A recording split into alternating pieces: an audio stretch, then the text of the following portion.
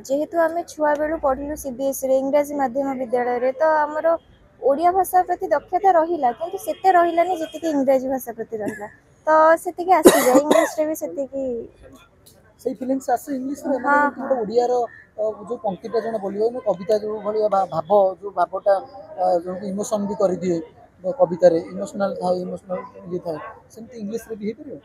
हाँ मु अन्य मान कथा तो कहि परिबिनी मो कथा कहबी तो सेतिके आसी जाय जेहेतु मु कहली कि आमे फर्स्ट रू इंग्लिश सहित बेसी माने हमर इमोशन टा जोड़ी के रहिला तो ओडिया सहित सेतिके न आसले भी इंग्लिश रे सेतिके आसी जाय अच्छा एटा गोटे जेनरेशन गैप मु कहबी जेमती मम्मी को जेनरेशन हैला तांको जेनरेशन रे ओडिया प्रति तांकर दक्षता अधिका थिला किंतु आम जेनरेशन पिला माने इंग्लिश रे ही बेसी अच्छा आपन को परे जो जनरेशन आसी सेते ओडिया भाषा ओडिया कविता थिबो ना सब येथि सेमती तो आमे कहि परिबानी बहुत लोक भी अछंती जहांकर ओडिया भाषा प्रति बहुत दुर्बलता रही तो आगु को निश्चित भाव रे सेतिक मातृभाषा जेहेतु सेतिक रहिबो आमे कि जानिया चाहेबु जे आपण इंग्लिश रे कविता लिखिबा सहित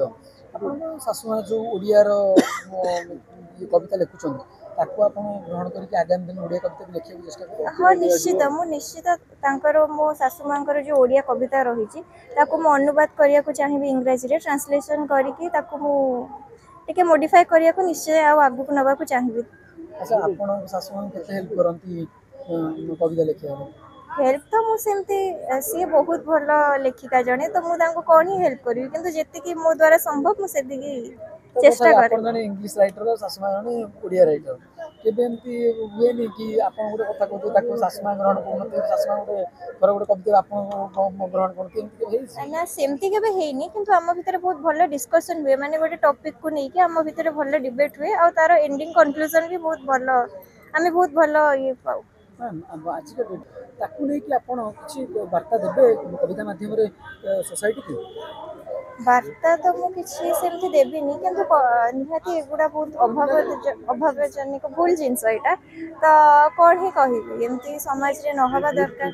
ताकू नहीं किछि कविता लिखिबा आगु निश्चित चेष्टा करी निश्चित लिखिया प्रतिष्ठाता और संपादिका मध्य आउ माटी घर प्रतिष्ठा मोर दीर्घ 7 वर्ष हो गला 19 मसीह आम आरंभ होती यहाँ षष्ठ संस्करण कारण यहाँ गोटे थर वर्ष कोविड आमर बंद थिला आउ विभिन्न जगार भुवनेश्वर विभिन्न जगार ये संस्करण आम कर बहुभाषी कविता आसर करूँ जो कि हिंदी इंग्राजी ओडिया 3 गोटी भाषार से माने कविता पाठ करि एवं युव साहित्यिक मानक उत्साहित करने नुआ नुआ युव साहित्य आम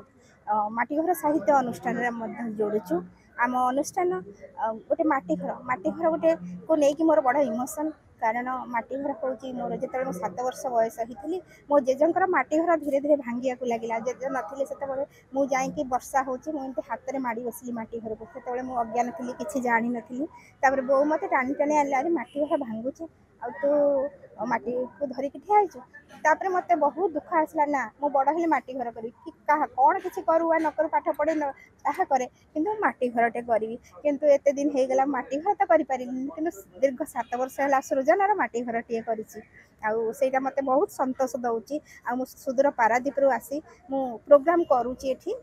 सब वर्ष आसिक मत 8 दिन आगु सब प्रकार आयोजन करने को पड़े आ जी मत जोगाजोग करती बही उन्मोचन करने मुझे साहाय्य करे आ 2 गोटी रश्मिरेखार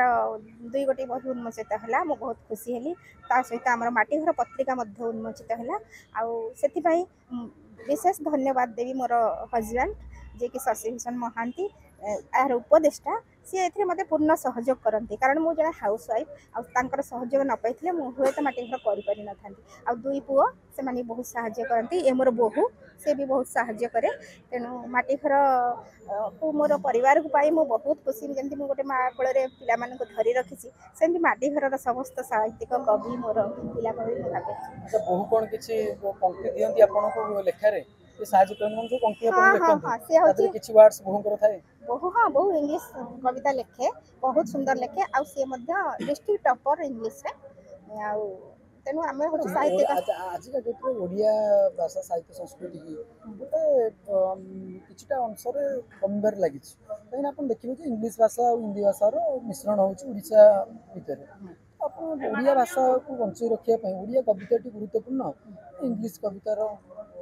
गुरुत्वपूर्ण इंग्राजी है तो आंतर्जातिक भाषा तार महत्व तो निश्चित रही किंतु जेहेतु आम माटीमार भाषा हूँ ओडिया तेणु माटीमार भाषा ओडिया भाषा आम निजर संस्कृति को बंचाई रखा उचित आमर भाषा को मजबूत करवा दरकार आम जो हिंदी भाषा स्टाइल कथा कहवा भी जे कहते मत भल लगे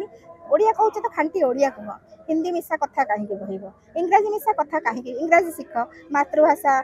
आमर राष्ट्रीय भाषा हिंदी आंतर्जातिक भाषा है इंग्लीश से तो निहाती शिखा जरूरी किंतु मातृभाषा को प्रथम गुरुत्व मैडम वर्तमान सोशल मीडिया जमाना चली सोशल मीडिया जमाना भितर साहित्यर भूमिका कौन बोली आप सोशल मीडिया रे आमे साहित्य को अधिक हाइलाइटेड करू कारण हाइलाइट न कले सेटा सुदूरव्यापी हम सुदूरव्यापी हो पार तापर आ गोटे है अनुवाद अनुवाद जब ओडिया भाषा ओडिया साहित्य को जब इंग्राजी कि हिंदी रे भल भाव किए अनुवाद करें विश्वविख्यात हो पार तेणु आम समूह भाव चेष्टा करवा दरकार।